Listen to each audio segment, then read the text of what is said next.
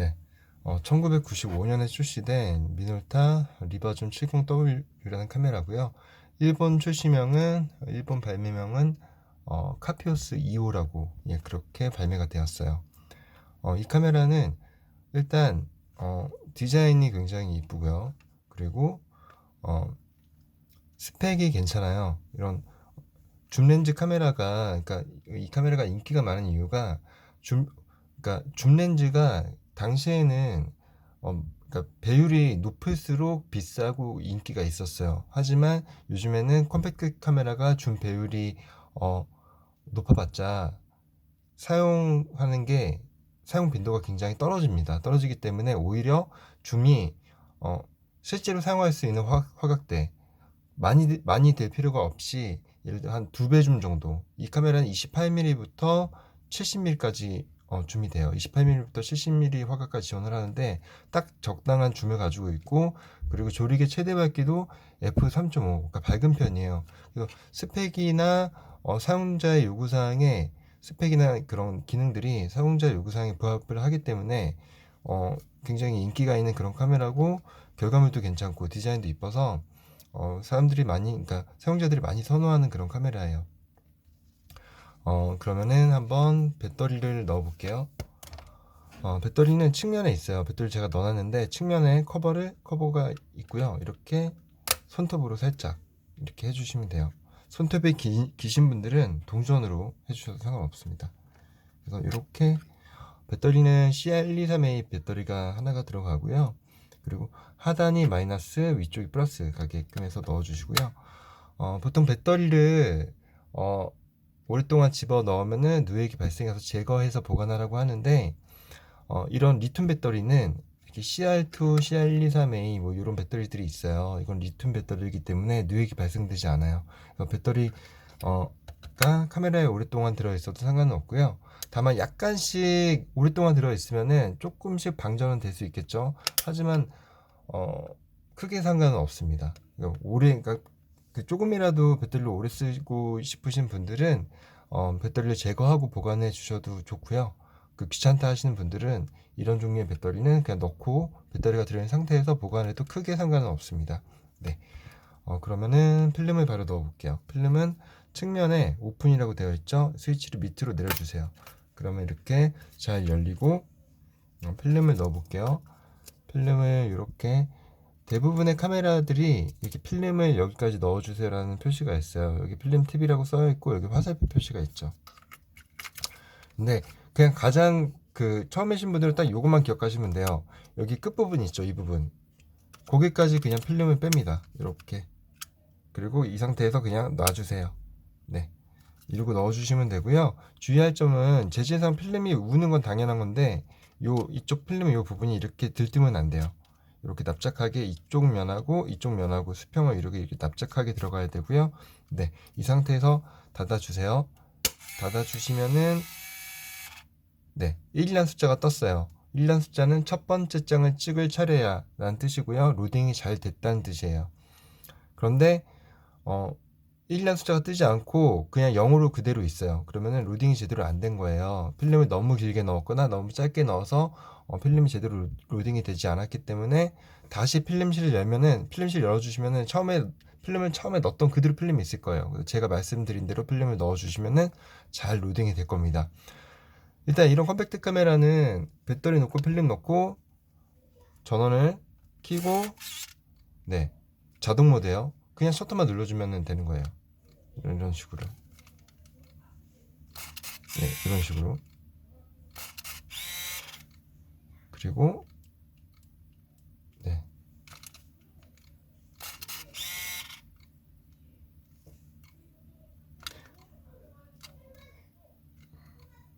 지금 공간이 협소해서 이 카메라가 AF를 잘 잡지 못하고 있어요. 이 하단면은 잘 잡는데 위쪽 면은 잘 못 잡아서 버튼이 눌러지지 않아요. 그러니까 이 상태를 보여드릴게요. 셔터를 눌렀는데 촬영이 되지 않아요. 그거는 이렇게 위에가 깜빡깜빡 거리거든요. 이거는 뭐냐면 카메라가 초점을 제대로 잡지 못해서 촬영을 할 수 없다는 거예요. 이런 현상은 실질적으로 이렇게 협소한 공간에서 촬영할 일이 별로 없기 때문에 실제 촬영에서는 거의 나타나진 않아요.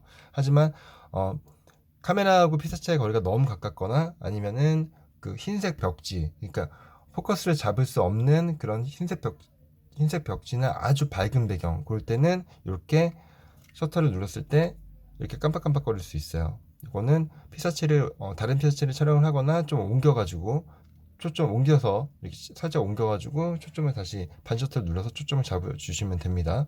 네. 그리고 일단은 여기부터 램프부터 설명드릴게요. 위에는 오토포커스 램프고요. 말씀드렸고 초점을 못 잡았을 때는 깜빡깜빡거리고 잘 잡았을 때는 예, 이렇게 되고요. 하단에 있는 거는 플래시 레드 램프예요. 그러니까 어두운 곳에서 촬영을 하실 때 얘가 빨간색 불이 들어와, 그러니까 반셔터를 눌렀을 때 빨간색 불이 들어와 있어요. 그러면은 플래시가 터진다는 거예요. 네, 그리고 네, 지금은 충전이 굉장히 빨리 되고 있어요. 배터리가 새 배터리라서 빨리 되고 있고요. 네, 그래서 이렇게 촬영을 한 다음에 플래시를 연속으로 촬영은 안 돼요. 그래서 살짝 기다렸다가 반셔터 누르면 다시 이렇게 뜨고요. 촬영을 하고 바로 반셔터를 누르면은 충전이 굉장히 빨리 되네요. 원래는 바로 충전은 안 되고 한 몇 초 기다려야 되는데 새 배터리라서 굉장히 충전이 빨리 되는데 한 번 플래시를 터트리고 한 몇 초 정도 기다렸다가 촬영을 해주셔야 돼요, 보통은요. 그러면은 이제 오토 모드는 지금처럼 어두운 곳에서 알아서 플래시가 발광이 되고 밝은 곳에서는 플래시가 발광이 되지 않고요. 한 번 더 눌러주시면 정복 감소. 이거는 플래시를 터트려서 인물 촬영을 했을 때 인물의 눈이 빨갛게 나오지 않게 해주는 그런 기능이고요. 한 번 더 누르면은 플래시 강제 발광. 이렇게요. 지금 상단면은 초점을 잡지 못하기 때문에 네, 이 상태에서 네, 플래시가 발광이 됐고요. 한 번 더 누르면은 플래시 발광 금지. 이거는 어두운 곳에서도 플래시가 터지지 않게 플래시 발광 금지 해주는 기능이고요. 한 번 더 누르면 아까 맨 처음에 설명드렸던 오토 모드. 그리고 요거는 셀프 타이머. 그 연사는 사용하실 때 플래시를 꺼주시는 게 좋겠죠. 누르고 있으면 잠시만요. 초점을 잡을 수 있게끔 초점을 여기 못 잡아요. 너무 공간이 협소해가지고 이런 식으로 보여드릴 수가 없네요, 연사를. 왜냐면은 초점을 누르고 있는 상태에서 한 번 찍고 또 초점을 잡는데 지금 이 공간에선 초점을 잡을 수가 없기 때문에 이 정도로만 보여드리고요. 그 다음에 셀프 타이머 됐다. 네, 눌렀고요. 빨간색 불이 들어오고 깜빡깜빡거리다가 10초 있다가 촬영이 됩니다. 네, 이렇게 되고 그 다음에 네, 이거 다 설명드렸고 이거는 여기는 보시면은 이건 접사예요. 그러니까 이 카메라는 최소 초점 거리가 50cm예요. 그러니까 50cm 이상 거리에서 촬영을 해주시면 되고요. 접사 모드에서는 0.4m, 그러니까 40cm에서 1m 사이에 피사체를 좀 더 선명하게 찍고 싶다라고 했을 때는 이 접사 모드로 매크로 모드라고도 하죠. 이렇게 찍어주시면 되고요. 선택해서 찍어주시면 되고요. 그 다음에 이거 야간 인물 촬영 모드예요. 야간 인물 촬영 모드는 뭐냐면은 그 일반적으로 어두운 곳, 밤이나 어두운 실내에서 플래시를 터뜨려서 인물 촬영을 하면은 인물은 하얗게 나오고 뒤에 배경은 까맣게 날아가요. 그런데 이 야간 인물 촬영 모드로 촬영을 하시면 그 플래시가 그러니까 플래시의 속도가 약간 늦춰져서 배경과 인물이 어느 정도 잘 나올 수 있게, 배경을 어느 정도 식별할 수 있게끔 해주는 그런 기능이에요. 그래서 야간에 어두운 곳에서 인물을 촬영하실 때는 이 기능을 사용하시면 되고요. 무한대 모드는 유리창 밖에 있는 멀리 떨어진 피사체, 그러니까 쉽게 말해서 유리창 밖에 있는 풍경을 촬영하실 때 사용하는 모드예요. 그냥 일반 오토 모드로 카페에 앉아 있었어요. 근데 바로 옆에 유리창 너머에 풍경이 너무 예뻐서 카메라로 그냥 촬영을 했는데 현상을 해보니까 유리창에 초점이 맞아서 배경은 안 돼가 찍고자 하는 배경은 안 나오고 유리창이 나왔어요. 그래서 그걸 방지해 주는 거예요. 초점거리를 강제로 5m에서 7m 이상으로 고정시켜서 유리창에 초점이 안 맞고 멀리 떨어진, 한마디로 유리창 밖에 있는 풍경이 초점에 맞게끔 나오게끔 해주는 그런 기능이에요. 그래서 간단하게 말하면 유리창 밖에 있는 풍경을 찍고 싶을 때는 이 모드를 사용하시면 됩니다. 네, 예, 다시 오토. 네, 기능은 전부 다 설명을 드렸고요. 그리고 무한대 모드는 무조건 플래시가 발광이 되지 않아요. 그리고 초점거리가 무조건 떨어져 있기 때문에 이렇게 AF하고는 상관이 없습니다. AF 모드가 아니게 되는 거예요. 이 상태에서는 다 설명을 드린 것 같은데요. 그리고 이렇게 줌, 와이드 잘 되고 있고요. 그리고 하단에 있는 버튼은 대감기 버튼이에요. 이 아이콘은 모든 카메라가 동일해요. 대감기 아이콘이고요. 이 아이콘 같은 경우는 중간에 뭐 이런 카메라는 자동으로 대감기가 돼요. 그러니까 촬영을 다 마치면은 필름을 끝까지 다 소진하면은 자동으로 대감기가 되지만 중간에 대감기를 하고 싶다. 뭐 36장짜리 필름을 넣었는데 한 30장 찍었어요. 근데 여행을 갔다 와서 30장 찍어서 왔는데 더 이상 뭐 당분간 뭐 이렇게 촬영할 일 별로 없을 것 같아서 그냥 현상소에 맡기고 싶어요. 그럴 때는 이 버튼을 눌러서 대감기를 해주시면 되겠죠. 네.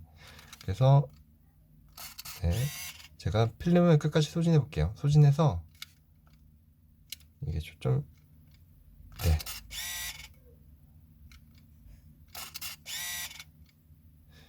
이게 공간이 협소해서 이렇게 초점을 잘 못 잡는 거지 일반적으로는 잘 잡고 테스트가 완료가 된 제품이니까 당연히 믿고 사용하시고 안심하고 사용하시면 됩니다. 네, 이렇게 무한대 모드로 촬영을 할게요. 네, 보시면은 숫자가 역순으로 내려가고요. 대감기가 되고 있고요. 필름은 좀 길게 제작이 돼서 나오기 때문에 보통 한 장에서 두 장 정도 더 현상이 되는데 이런 컴팩트 카메라들은 한 장 정도 더 나온다고 보시면 돼요. 그러니까 24장짜리든 36장짜리든 현상을 하면은 뭐 25장 아니면 37장 이 정도 나올 거예요. 네, 이렇게 깜빡깜빡거리면은 대감기가 다 된 거고요. 그리고 전원을 꺼주고 필름을 이렇게 제거해 주시면 되겠죠. 그리고 이거는 모든 카메라가 동일한데요. 이런 컴팩트 카메라들은 대부분 플라스틱으로 되어 있어요. 그렇기 때문에 열고 닫으실 때 그냥 너무 세게 하실 필요가 없어요. 일부러 세게 하는 게 아니다 하더라도 그냥 생각 없이 이렇게 팍팍 열게 되거든요. 근데 그런 거 좀 조심해 주시면 돼요. 이렇게 누를 때 이렇게 해서 필름 넣을 때도 이렇게 팍 젖히지 말고요. 그냥 살짝 젖혀가지고 필름 넣고 닫을 때도 살짝 닫아주시고요. 자주 고장나는 것들이 어떤 거냐면 고치기도 애매한 부분, 이쪽이 파손이 되거나 아니면은 여기 가장 중요한 부분이 이 걸쇠가 파손이 돼요. 그러면은 수리하기도 어렵고 좀 난감한 상황이 됩니다. 이쪽이 파손이 되면은 빗샘이 생길 수도 있고요. 아예 이렇게 못 쓰게 될 수도 있어요. 이런 부분이. 그래서 조심만, 이 기종은 튼튼해서 여기 이쪽에 문제가 생기거나 걸쇠가 문제가 생긴 카메라는 거의 보진 못했지만은 조심해 주시는 게 좋아요. 그래야지 오래 사용하실 수가 있고요. 특히나 필름 카메라는 떨어뜨리면 정말 죄악이에요. 그래서 떨어뜨리지 않도록 조심해 주시는 게 가장 중요합니다. 촬영해본 카메라 중에 만족도도 높았던 카메라고 크기도 작은 편이라 휴대성도 굉장히 좋은 카메라예요. 개인적으로 필름 카메라를 추천을 받는다면은 빠지지 않고 추천드리는 모델 중에 하나인데 요즘에는 상태가 괜찮은 제품, 아니 상태가 안 좋은 제품도 구하기가 점점 힘들어지는 그런 기종인 것 같아요. 그럼 한번 잘 사용해 보시고 궁금한 사항 있으시면 언제든지 문의 주세요. 감사합니다.